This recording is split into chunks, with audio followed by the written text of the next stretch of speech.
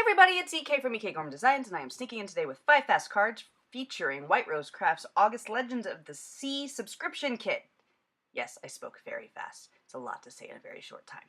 I will warn you at the start of this video, I had some video corruption and lost some stuff. Normally I would just reshoot it, but since I'm working out of a subscription kit, that's not physically possible. I literally could not make what I did not have because I had already used it. The first card I am making for my 5 more fast cards is a shaker card. Jilly Bean Soup has come out with these pre-made shaker bit cards that have the plastic and the holes in the cards, and it's for anybody who really struggles with a shaker card, this is a solution. This literally solves your problem. But I wanted to today, instead of just have the shaker bits be in there and make a shaker card, I wanted to put this, take the 6x6 paper here of the mermaid and put it on the back side of the plastic shakery thing.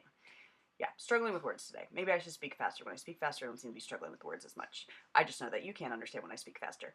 No, I am not hopped up on anything. I've only had 1 cup of coffee. I promise this is just actually my cadence of speech. But no, these shaker bits are really cool. I put inside of it the Sparkle Blend sequin mix that comes in the kit, and it is literally designed to go with the papers in the August Legends of the Sea subscription kit. It's really, these cards are kind of fun. Yes, it's harder to put in an envelope, but you actually get the envelope that comes with the card, and the envelope has allowances in it to push in this additional thing. I'm gonna admit to a fault of mine. I forgot about distressing. I forgot how cool distressing can make your cards look, and this Legends of the Sea kit is a really, really vintage kit. So I'm trying to get back into pulling out my oxides and my distress inks and distressing bits a little bit better. And with this white card with the mason jar cut out of it, these 2 distress inks really, really created the effect I wanted of something vintage, something that kind of like an old map look, something that would be deteriorated with age and time, not stark white and crisp and clean, but dirtied and sullied with time. For me, that is probably the most effective thing that distress inks can do, is really take something clean and make it, well, to use Tim Holtz's word, grungy. And in this case, I think it worked really, really nicely. To see how nice the distress inks look with the mermaid underneath the shaker bits, I pulled out this Do Craft stamp set here to, oh, I think it's Do Crafts. Oh, I don't have it in front of me, and now I'm like having the massive brain fart. Anyway, I wanted to add the effect of the stamp that's provided in the provided within your subscription kit, and I used the brown ink pad from Scrapberry to stamp out the image. And I did it not once, but twice. And you'll notice there's some imperfection in my bottom stamp. I'm okay with that. Because I have this distress worn look, the fact that the stamping on the bottom was insufficient and imperfect was okay. I think if anybody's watched me enough, and watched any of my videos or seen any of my projects, you'll realize I kind of embrace the imperfections. I kind of embrace the fact I'm not flawless, and I don't hide it and I don't mask it. And sometimes those imperfections are what become the most interesting thing, I believe. I will say this card, this shaker card, is probably took the longest of all the cards in the kit, or in these 5 more fast cards I made. And that's just because there's something within the nature of a shaker card that just takes a little bit more time. I wanted to cover the panel I created inside the card of the shaker mason jar. So I trimmed down a piece of paper and added it inside. It's not perfect, but it takes away that, it hides the magic a little bit. Like I said, because there is a envelope that comes along with the shaker card, I pulled the envelope out and added just that 1 hint of brown stamped image so that they correspond. And there you go, there is a shaker card from the subscription kit. The next card I had was just layering of papers, and this one was so simple and easy because I took the brown Scrapberry ink that's included in the kit and literally just distressed the edges of everything. Now this dark brown paper cardstock is from my personal collection, and the craft paper is from my personal collection. I literally just pulled out stuff that I have on hand and added it to the peon papers. I say that wrong. I'm really P-I-O-N. Peon? It's French. I'm not. It's not even French. I want to say that the company's Polish, but I don't have my notes in front of me, and everybody's just gonna have to forgive again my imperfections. But yes, I added the papers on top of it just to mat them out a little bit in some nicer, just to give it a more finished look. The piece of ribbon that is included in the subscription kit, I just took some double-sided adhesive, added it on top of the ribbon, and layered it with the ends tucked under this card topper from the kit. And then my wood bits I glued on with just a bit of glossy accents because I love it as glue. It works so nicely. And I wanted it to have a bit of shine and reflection, so I added that glossy accents on top of the wood piece, keeping it from looking like a wood piece and having a little bit more of a natural, wet look to it. I wanted to highlight some of the mermaid a little bit, so I pulled out the Wink of Stella blue pen that comes in the kit and just added some detailing with it as if I was using a marker.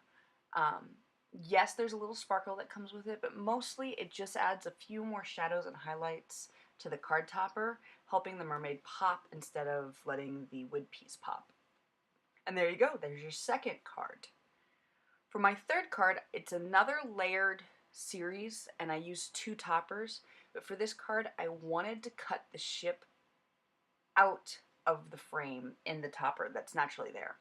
I wanted just the oval on this card so that the sentiment was kind of your priority and not the blue frame of the card.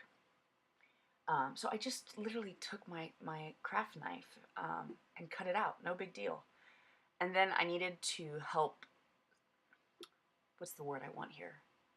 Ground the oval, and did that simply by taking the Wink of Stella pen and adding a dark blue rim around that oval cutout that I had. And no, the cutout isn't perfect. But that's okay, because sometimes the imperfection is what makes it awesome. When I'm teaching kids art, I always say a mistake is nothing but an opportunity for perfection. Trying to teach kids to embrace their mistakes instead of erase. We embrace, we don't erase. I have all these funny little sayings that I use all the time when I'm teaching kids art, and it's because the mistake can actually lead to creative brilliance. When you're having to fix something you don't like, instead of just erasing it, when you adapt it, it makes it better.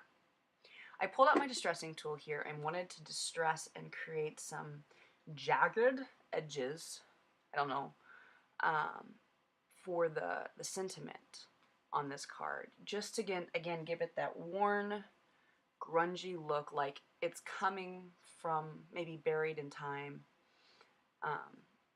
And then I wanted to create some visual interest on this piece of paper, and literally just pulled my scissors out and cut a curve into the paper. So that way when I put it down onto the card frame, there would be this like weird white loop. I took the paper to my paper trimmer, cut off a little bit from both sides, and adhered it down onto the A2 frame card. Now this A2 frame card that I have is a piece of cardstock from my personal collection. For these 5 cards, 2 of the card frames I believe are from the kit and 3 are from my personal collection. There are 4 card frames included in this kit.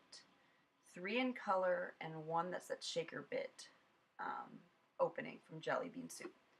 So to make 10 cards from this kit, you're going to need to pull 6-piece card frames from your own stock. But if you're a card maker, that's not the hardest thing to do, correct? I'm not wrong in using some of my little toys here. I used some 3D wood mount strips to make the ship pop up just a wee bit. And then in the end decided that yes, I needed to distress the edges of the card. But that's it. There's card 3. It's a pirate's life for me. Yes, don't ignore me. This is where my video started to corrupt, so some of this is wavy and icky. I apologize in advance. But for my fourth card, I took 3 different papers, and they were all actually scraps. There was stuff I'd already cut up for one reason or another, and trimmed them down to fit across the 4.25 inches card frame.